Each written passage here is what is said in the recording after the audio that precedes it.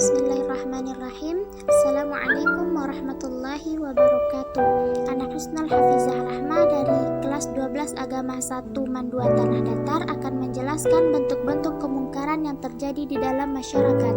Jangan lupa like, comment, and subscribe ya teman-teman.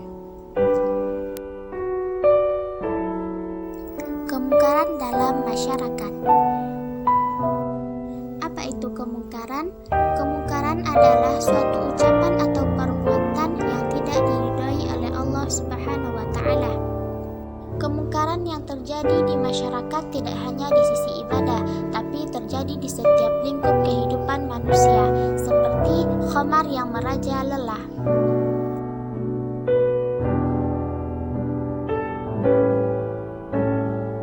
Apa itu khamar?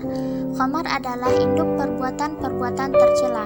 Barang siapa meminumnya tidak akan diterima sholatnya selama 40 hari. Jika ia mati sementara khamar itu di perutnya, niscaya ia mati dengan kematian jahiliyah. Allah Subhanahu wa taala berfirman dalam Al-Qur'an surat Al-Maidah ayat 90, A'udzu billahi minasyaitonir rajim. Bismillahirrahmanirrahim. Ya ayyuhalladzina amanu innamal khamru wal maisir wal ansabu wal azlamu rijsum min amalis syaitani fajtanibuhu la'allakum tuflihun. Shadaqallahul azim. Artinya, hai orang-orang yang beriman, sesungguhnya minum khamar, berjudi, berkorban untuk berhala, mengundi nasib dengan anak panah adalah termasuk perbuatan syaitan. Maka jauhilah perbuatan itu agar kamu mendapat keberuntungan. Rasulullah sallallahu alaihi wasallam bersabda, Bismillahirrahmanirrahim. An Ibnu Umar anna Rasulullah sallallahu alaihi wasallam qala, kullu muskirin khamrun wa kullu muskirin haram. Rawahu Muslim. Artinya, dari Ibnu Umar bahwa Rasulullah Shallallahu Alaihi Wasallam bersabda, setiap yang memabukkan adalah khamar dan setiap yang memabukkan itu adalah haram. Hadis riwayat Muslim. Penyebab masyarakat dapat mengkonsumsi khamar yaitu depresi, tidak terima dengan kenyataan, tidak mengenal Allah sebagai tujuan hidup. 10 golongan yang dilaknat karena arak. Yang memerah, yang minta diperah, yang meminum, yang memberi minum, yang membawa, yang mengantar, yang membekal, yang menjual, yang membeli, serta yang menyimpan. Mereka itulah yang akan dilaknat oleh Allah Subhanahu wa ta'ala. Sebagai seorang muslim, hendaknya kita mencegah berbagai kemungkaran yang terjadi di dalam masyarakat ini.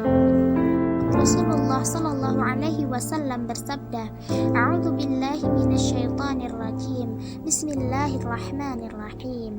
An Abi Sa'id al-Khudri radhiyallahu anhu qala, sami'tu Rasulullah sallallahu alaihi wasallam yaqul, man ra'a minkum munkaran falyughayyirhu biyadihi fa in lam yastati' fa bilisanihi fa in lam yastati' fa biqalbihi wa dhalika adhaful iman. Rawahu Muslim.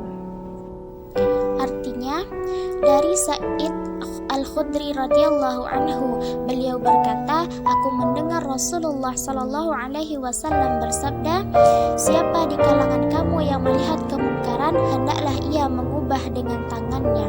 Sekiranya dia tidak mampu, hendaklah mengubah dengan lidahnya. Sekiranya tidak mampu, maka hendaklah ia mengubah dengan hatinya. Dan mengubah dengan hati adalah selemah-lemah iman. Hadis riwayat Muslim yang terdapat dalam hadis Arba'in nomor 34. Menurut hadis tersebut, cara mencegah kemungkaran yang pertama yaitu dengan tangan, yang kedua dengan lisan, yang ketiga adalah dengan menggunakan hati. Maksudnya, cara mencegah kemungkaran dengan tangan yaitu mengubah perkara-perkara mungkar dengan menggunakan kuasa yang dimiliki. Contohnya, pihak polis mengeluarkan arahan menutup pusat-pusat perjudian dan maksiat, atau seorang ayah yang melarang anak perempuannya membuka aurat ketika keluar rumah. Yang kedua yaitu mencegah dengan lisan. yaitu mengubah kemungkaran dengan lisan atau percakapan seperti memberi nasihat dan pengajaran. Contohnya, memberi nasihat, teguran, pengajaran kepada mereka yang terlibat dengan kemungkaran agar segera berhenti melakukannya. Yang ketiga, mencegah dengan hati, yaitu membenci perlakuan kemungkaran yang dilakukan. Cara mengubahnya dengan hati yang paling lemah iman seseorang. Contohnya, menunjukkan rasa kurang senang terhadap sesuatu perbuatan mungkar dan menjauhkan diri daripada bergaul dengan pelakunya. Hikmah mencegah kemungkaran. 1. Mendapat rahmat kasih sayang Allah Subhanahu wa Ta'ala. 2. Dapat menghindarkan daripada mendapat kemurkaan Allah Subhanahu wa Ta'ala. 3. Meningkatkan akhlak dan pribadi mulia setiap muslim. 4. Melahirkan masyarakat yang prihatin dan bertanggung jawab dalam kehidupan. Bahayanya diam dari kemungkaran.